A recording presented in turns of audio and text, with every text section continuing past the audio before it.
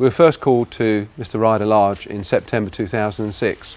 The RSPCA and World Horse Welfare were called to his horses, and he was subsequently prosecuted for offences relating to those horses. We were then recalled in September 2009 with an almost identical set of circumstances. I knew as soon as we got there that we had a number of issues. The field was quite extensive. The fencing was all broken down, all the stock fencing. The ground was unkept. There was rubbish and bits and pieces lying about. We saw 4 horses initially. Going into the premises, I could see there was a chestnut mare that appeared from a long distance to be a laminitic sufferer.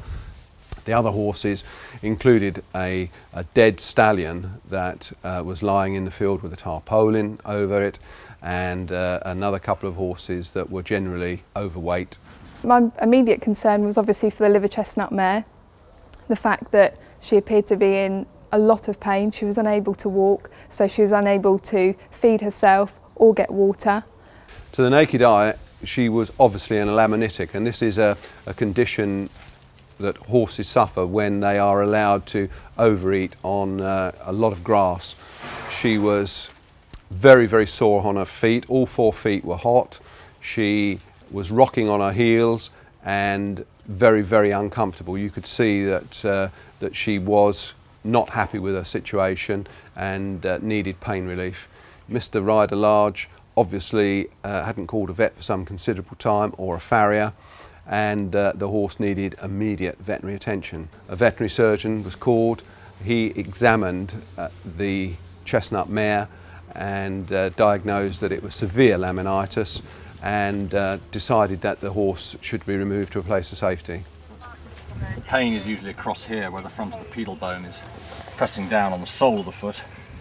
So by filling in all the cracks at the back and then putting on this wedge of polystyrene, we're assisting the horse in bearing weight at the back of the foot rather than at the toe where the pain is. Once all the veterinary evidence was in, it was decided that there was enough evidence to prosecute Mr. Ryder-Large for causing unnecessary suffering and also for failing to meet the needs of all his horses. Mr. Ryder-Large has shown absolutely no remorse in this case, and has shown no signs that anything he has done or omitted to do has been wrong. They were in good condition. You ever fed a horse in your life? I feed them well, right? For 30 years, I've sacrificed my life feeding them. I am disgusted at the way in which Mr. Ryder-Large has allowed this to degenerate, and I don't think anybody who purports to be a horse lover should allow a horse to get into this sort of condition.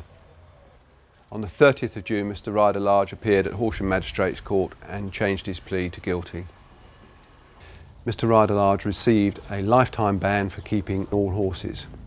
A deprivation order has been made for all the horses. They are now in the custody permanently of the World Horse Welfare. As an organisation, we are very pleased that the court saw fit to give a large penalty. This sends out a very clear message to anybody who is not prepared to look after their horses in this day and age, and under the Animal Welfare Act they will be pursued and they will be dealt with accordingly.